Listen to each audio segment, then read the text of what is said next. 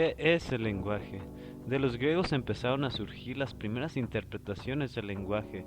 Pitágoras empezó el debate de la esencia natural y artificial del lenguaje. Su disputa principal acapara el término natural con la esencia de las cosas y la artificialidad con una esencia que reside más allá de las cuestiones mundanas. Los sofistas tuvieron una interacción más convencionalista o arbitraria, tomando en cuenta puntos como gramática y retórica. Protágoras es quien indagó en el sentido del ser humano a través de una retórica.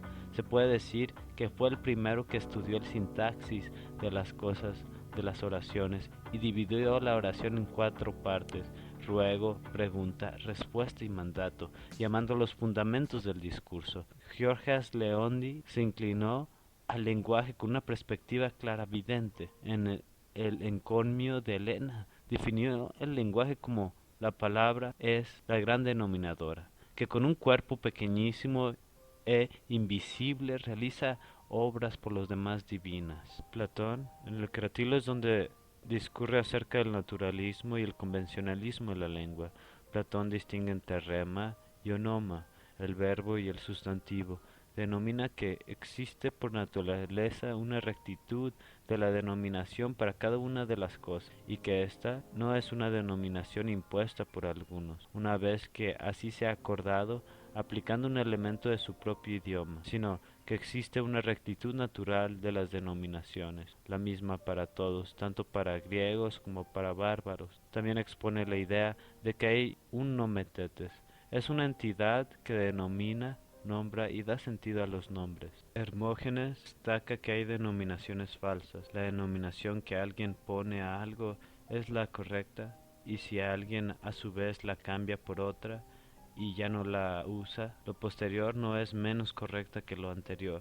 Así como nosotros cambiamos el nombre a los sirvientes, y el nombre cambiado no es menos correcto que el anteriormente dado, pues por naturaleza no se ha producido ninguna denominación para cosa alguna, sino por convenio y por costumbre de quienes han creado esa costumbre y utilizan esa denominación. Sócrates denomina a las cosas como calesan y a el pensamiento calúan.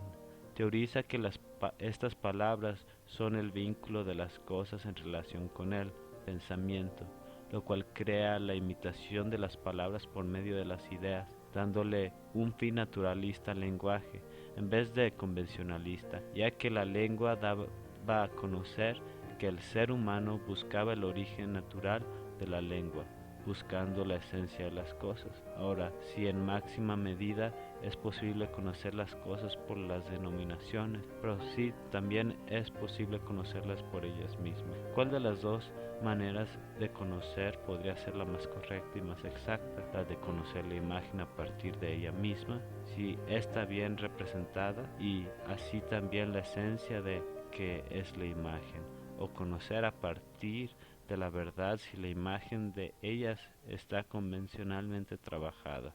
A lo cual responde Cratilo: me parece que necesariamente a partir de la verdad. La apología de Sócrates. Aquí él intenta clasificar las palabras de acuerdo a su fonología, o sea, en sonoras, en palabras vocales, sordas pero no mudas, también las llama medias, o consonantes no oclusivas, o sordas y mudas, e oclusivas. Así que percibimos el intento del conocimiento a través de la sonoridad del lenguaje. Aristóteles sobre la interpretación. En su libro sobre la interpretación, Aristóteles nos da un sentido de lo que es la comunicación, no solo como un objeto interpretativo, sino como un objeto emitido en el cual nos acercamos a lo que se dice y lo que el mundo quiere decir.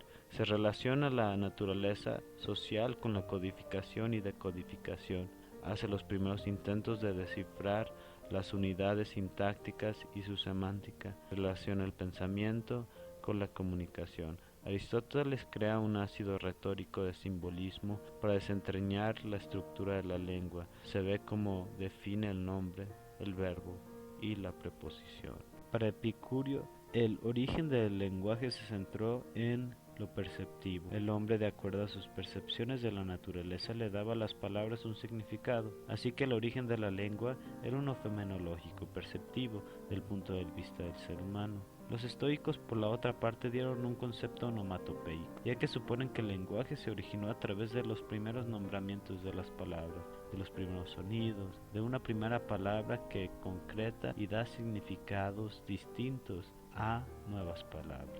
Vemos cómo después en la historia los gramáticos latinos, en este caso los primeros fueron los gramáticos alejandrinos, esos individuos estoicos introdujeron el significado de anomalía, crates de malos y asclepiades. Veían a la anomalía como la falta de concordancia entre significantes de distintas palabras. Dionisia de Tracia escribió Arte Gramática. Nos explica que la primera lengua fue natural y luego paulatinamente se fue deformando, haciendo descripciones de distintas concepciones sintácticas, aunque no acaba de darle una visión estructural a sus términos. Su discípulo Apolonio continuó su trabajo intentando de darle una visión estructural a los términos. Marco Terracio Varón escribió el primer tratado acerca de la lengua, de lengua latina, y entre otros libros donde habla de sintaxis, morfología y etimología, habla de dos conceptos, antinomismo y analogismo, donde se expresa la necesidad de regulación de la lengua, pero también sus excepciones tomando los préstamos de otras lenguas. Influyó fuertemente a Cicerón y también se interesó por la gramática, pero se inclinó más en la filosofía de la retórica con un fin epistemológico, donde se concluye que nosotros no somos cosas, sino conceptos, y que todo era o es relativo a nuestro marco conceptual. Recoge las ideas de la dialéctica de Aristóteles a partir de la dialéctica. Más allá, Remio Palemón hizo la Ars Grammaticae, en donde establece leyes gramáticas del latín para suplir las faltas de relación del griego. Quintiliano, su discípulo, propone el séptimo caso de declinación. Prisciano y Dionatio, ellos denominan 8 partes de la oración con forma. De Ferdinand de Saussure, el curso de lingüística general. Es el abuelo suizo de la lingüística moderna y el padre de la lingüística estructural. Es de suma importancia reconocer que Saussure por sí mismo no escribió ningún libro. El libro atribuido a él, Curso de Lingüística General, solo es una compilación de clases catedráticas 3 años desde su muerte por sus alumnos, compañeros y oficialmente Charles Bailey y Albert Schweitzer. Por eso hay un hueco temporal entre la muerte de Saussure en 1913 y la primera publicación del libro en 1915. Cambio de paradigma. Sus contribuciones crearon un cambio de paradigma. Su visión dictomática y estructural de la lengua ayudó a racionalizarla, separando el lenguaje, la lengua y el habla, con un sentido semiótico, diacrónico, sincrónico, paradigmático y sintagmático, donde cada parte de la lengua se podía analizar en solidaridad y luego unir en una estructura. Distinción entre el habla, lengua y lenguaje. La lengua consiste de un contrato social entre una comunidad, el individuo, el cual tiene que aprender para poder emplearla en un funcionamiento social. Así, es sujeto a una pasividad la cual no puede cambiar en el lenguaje. Por sí solo, solamente podría a través de una sociedad, y en sí sería la sociedad que cambiara el lenguaje, no el individuo.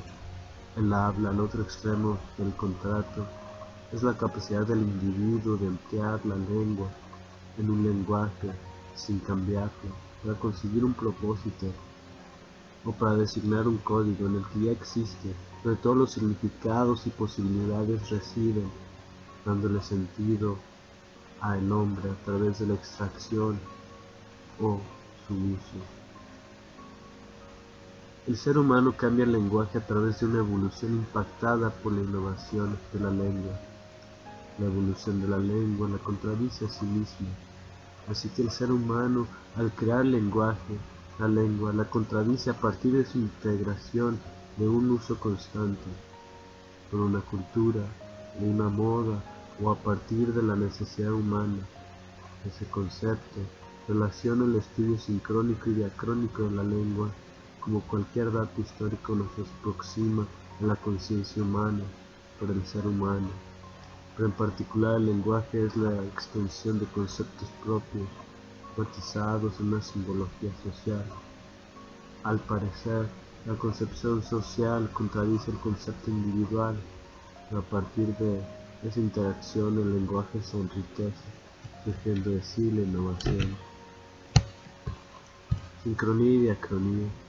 Analizar de esta forma la lingüística nos deja entender la lengua a partir de un estado lineal, es decir, determina el lenguaje a través de un tiempo delimitado y que preside como un significante presente o uno evolutivo que surge desde y para momentos inmemorables y futuros inciertos. Estudiar la lengua sincrónicamente nos permite estudiar la lengua como un sistema, ya que se estudia cómo existe o existió en un tiempo específico. Estudiarla diacrónicamente nos permite tomar un hecho de la lengua y investigarlo a través de la historia y concebir el hecho como un ente evolutivo más que uno propiamente existente. Otro prospecto de Saussure es que el lenguaje es lineal. Ahí se desarrolla la idea del estudio de la lengua como un concepto sintagmático, porque la lengua no solo es un conjunto de conceptos, significados arbitrarios, sino es la elaboración de conceptos en sintagmas, pequeñas frases, que denominan un aspecto de la conversación. Saussure denomina la oración como el sintagma por excelencia, porque es el conjunto de esas pequeñas frases en otra frase. En este caso se puede ver como una frase de frases.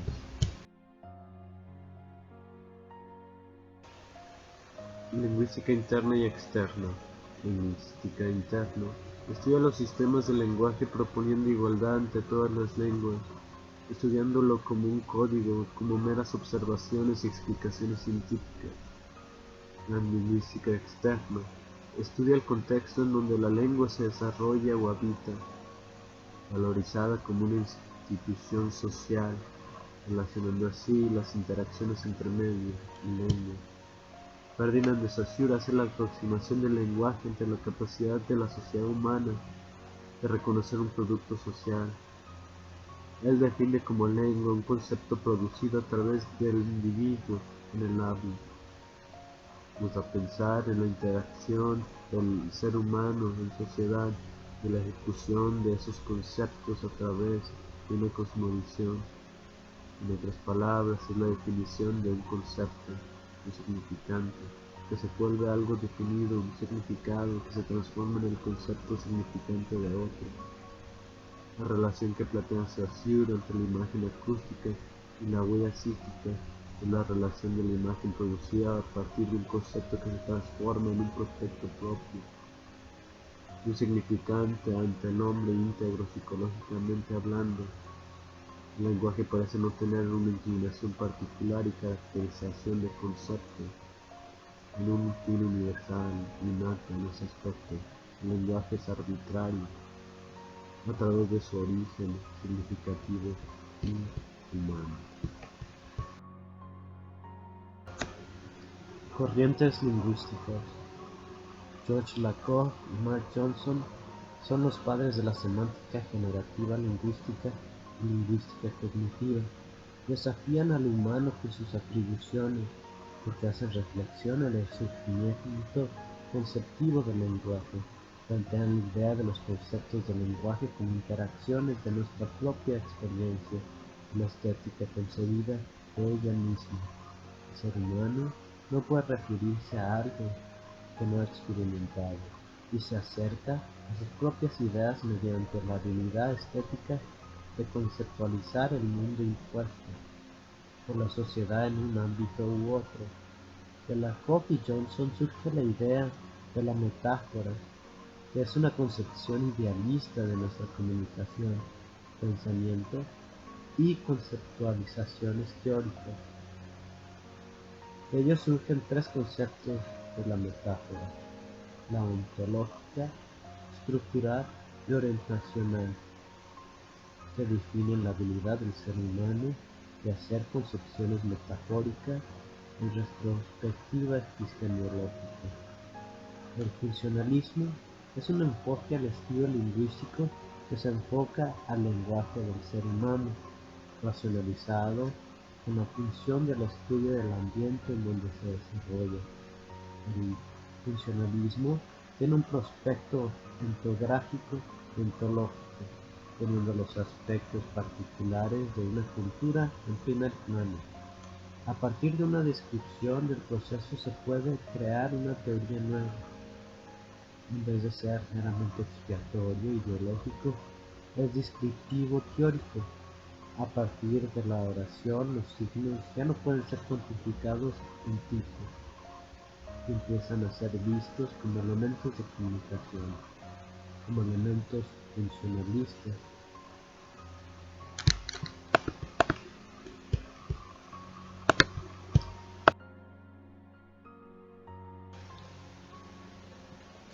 Edward Sapir, en la lingüística, propone la importancia de la fonética del lenguaje y pone el lenguaje motor en segundo plano, ya que para la interacción social es indispensable el lenguaje, ya que satisface nuestras necesidades sociales. Pero también para Sapir se vincula con el pensamiento definiendo la realidad del lugar. El lenguaje se vuelve el molde del pensamiento, ya que está conectado naturalmente con el pensar, porque el lenguaje etiqueta la realidad a nuestra conciencia. Entonces, cambia la manera en que percibimos el mundo, adopta una visión a partir del lenguaje, pero no solo por la habilidad de síntesis, sino por nuestra esencia humana.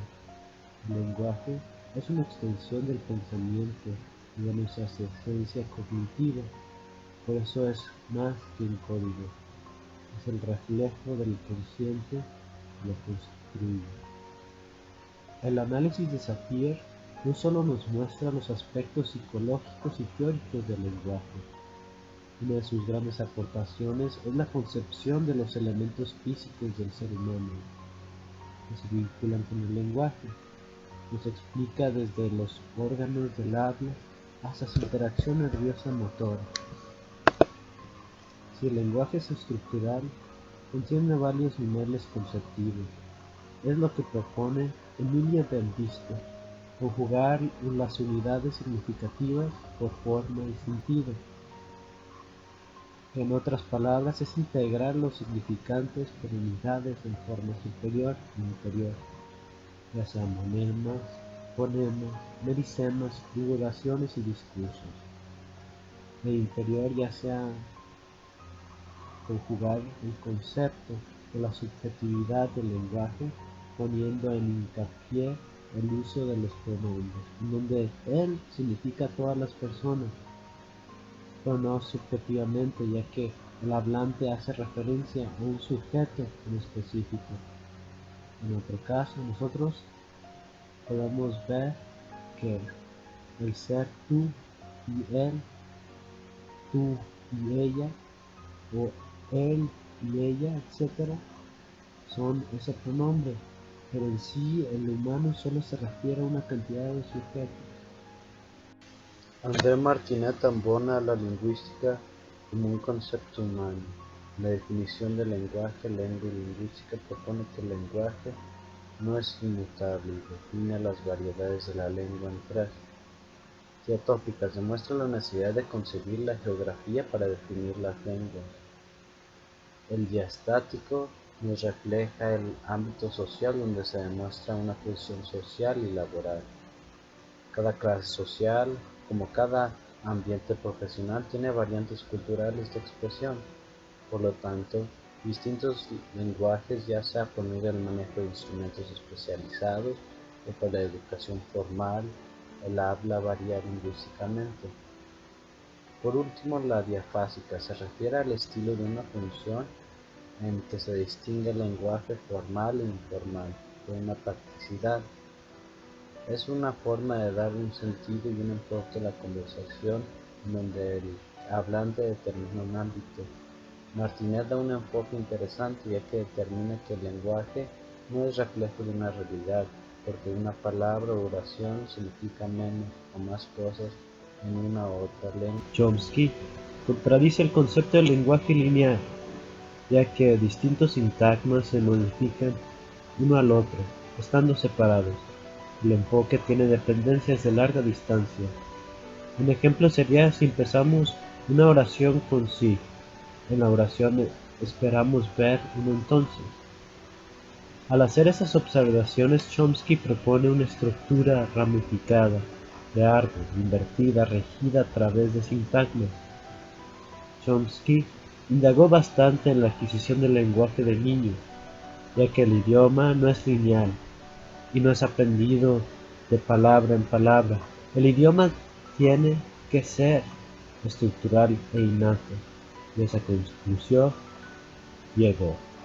Seguramente el lenguaje no podría obtenerse por aprender una lista y lista de oraciones, ya que eso se impediría en contra de la habilidad creativa del lenguaje. Chomsky denomina el lenguaje como una rama de la psicología del ser humano. Vemos como el lenguaje es un ente que se transforma y se modifica con el ser humano, como se vuelve un instrumento creativo denominado por una cultura o una sociedad, un verdadero festín de conceptos humanos, desde la imagen acústica hasta el discurso. El lenguaje es lo que nos hace humanos, lo que ayuda a estudiar al ser humano a través de esos conceptos estéticos, y por eso el lenguaje es una ventana a la mente humana. Los niveles del estudio lingüístico se verán tres términos: la fonética, fonología, morfología, léxico y sintaxis. La sintaxis estudia la forma en cómo se combinan y relacionan las palabras, y la función de cada una con cada sentido nuevo, distinguiéndose por dos partes. Por ejemplo, en la oración, el gato come unas tunas. Gato sería el sintagma nominal y el sintagma predicado come unas tunas. En la primera parte aparece un determinante, artículo el, que concuerda en género y número con el núcleo del sintagma nominal, gato. El núcleo es el verbo comer, que aparece en el presente de indicativo, conjugado en la tercera persona del singular, en la consonancia del sujeto de la oración. Dentro de este sintagma también se encuentra el complemento directo, los tunos. Está compuesto por un artículo indeterminado y un nombre, ambos en forma masculina. La fonética es constituida por todos los sonidos empleados al hablar. En perspectiva, es un ámbito relevante en la lingüística ya que reconoce la forma en la que se articula el habla. Nos ayuda a estudiar las expresiones de distintas lenguas. Se estudia por medio de sonidos producidos oralmente, ya sean bilabiales, labiodentales, dentales, palatales, oclusivos o guturales. Estos son producidos por el aparato fonador y sus miembros: fosas nasales, boca, lengua, paladar, faringe, laringe, cuerdas vocales, tráquea, pulmones y diafragma. La fonología es el estudio de fonemas, que a su vez son las unidades sonoras más pequeñas. Se puede apreciar los sonidos de una palabra a través de dos líneas inclinadas en las que se hace alusión a su pronunciación, a partir de una simbología propia, como podemos ver en el siguiente ejemplo. Léxico es la fuente de todas las palabras y su significado en el uso de las personas. El léxico en sí Es todas las palabras, pero la capacidad del ser humano para elegir las palabras que se ven o se van usando, se van apropiándose de ellas al darles un significado propio. Es cuando se puede decir que tenemos un léxico, y de ahí surgen las familias léxicas, las cuales se abren al mundo a partir de relaciones significativas, a partir de una simbología, y de ahí vemos cómo la montaña de términos se empieza a elevar a partir de la interacción del ser humano y la lengua sincrónica y pluriculturalmente hablando. Para algunas personas, si decimos la palabra pesado, podría ser, determinando el momento y su conocimiento visto como adjetivo, que denomina tener mucho peso, o la acción pasada de pesar, o quizás tener mal humor. La morfología determina el proceso de derivación y composición de palabras que determinan las variaciones de su forma cumpliendo con tres fines: categorizar las palabras por sustantivo, adjetivo, verbo, etc. Estudia las variaciones de estas, cómo se integran a la sintaxis para hacer un estudio conocido como morfosintaxis. Pero en sí la morfología se ocupa de estudiar la estructura interna de las palabras. ¿Cuál sería la diferencia de la variación lingüística social y geográfica? Ok, la variación lingüística social, bueno, partimos del concepto de variación lingüística. Por variación lingüística se entiende la variante de la lengua en una determinada área. Naturalmente geográfica, podemos hablar, por ejemplo, de la variación lingüística entre, no sé, España y México, ¿no? Y social, la variación lingüística entre clases sociales diferentes. Naturalmente tienen una variante del español. Sabemos bien también cuál es la diferencia, por ejemplo, como variación lingüística entre la palabra castellano y español, ¿no? El castellano es el español de Castilla y también son lenguas españolas el euskera, el catalán y el vasco. Mientras que el español se entiende todas esas lenguas y las variantes que se hablan también en la América Latina, en América Central y en América del Sur. ¿Qué sería la variación étnica? La variación étnica es la variación lingüística que se provoca de un desplazamiento de una lengua de un lugar a otro. Sabemos que los grupos étnicos son los grupos que viven en un lugar que geográficamente se encuentra en otro país. Entonces ellos hablan una lengua étnica, la lengua de su comunidad lingüística que han formado en determinado país. Por ejemplo, en Roma hay una comunidad étnica judía, entonces ellos hablan el judío del tiempo en que ellos se desplazaron en Italia. Entonces, ¿cuál sería la variación lingüística contextual y estilística? Ok, la variación lingüística contextual es la variación lingüística que nosotros mismos, o registro lingüístico que aplicamos a cada contexto universitario, familiar, entre amigos. Mientras que la estilística tiene que ver naturalmente con lo que están estudiando en esta carrera. La variación estilística según el tipo de género literario o, por ejemplo, un estudio de estilística poética, qué tipos de figuras retóricas se pueden encontrar. Por ejemplo, es una variación lingüística. Sabemos, por ejemplo, que varios aspectos que en español se consideran como erróneos gramaticalmente en poética son admitidos. Por ejemplo, los pleonasmos, todo eso son, te digo, mis mismos ojos. Sí es algo que en poética está admitido porque allí necesitamos hacer la rima y que sea armónico el sonido fonéticamente hablando. ¿Y la psicolingüística? ¿Qué podría ser la psicolingüística? La psicolingüística es la rama de la lingüística que estudia la psicología humana y el cerebro y el aprendizaje de una lengua. En el momento en que podamos descubrir toda la psicolingüística, también podemos ayudar a los alumnos a aprender. O sea, en práctica se estudian los mecanismos de adquisición de una lengua y así a través de la psicolingüística, también basada en el ser humano, podemos ser mejores profesores. ¿Y cuándo crees que se hace esa pertuberancia en la lengua?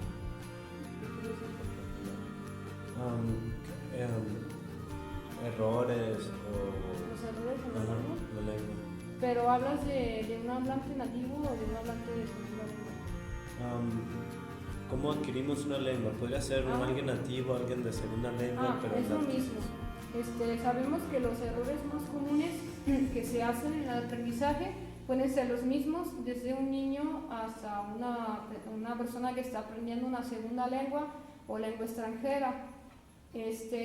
La segunda, en ese caso los errores se crean porque generalmente tenemos una regla básica, ¿no? Para poder, por ejemplo, hacer producciones en esa lengua, pero a veces hay excepciones. Entonces, en el momento en que yo quiero aplicar una regla básica a algo que no le sirve, es el momento en que provoco o creo un error que es para el profesor significativo porque nos permite conocer cuál es el nivel de aprendizaje. Entonces, esa lengua se llama interlengua, sabemos, ¿no? Que es una lengua del hablante, es rica de errores.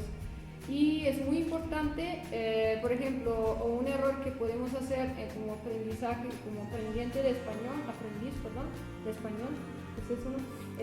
Sería decir abrido o no cabo, ¿no?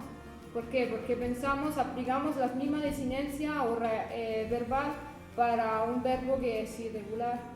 Y también la corrección de los errores es importante. El error te indica entonces el lugar de aprendizaje. Y es muy importante que el error no se considere como negativo, sino positivo. ¿Por qué? Porque estamos hablando de un razonamiento lógico en el aprendizaje de la lengua. ¿Sí? Muy bien. Eso sería todo. Gracias. Vale.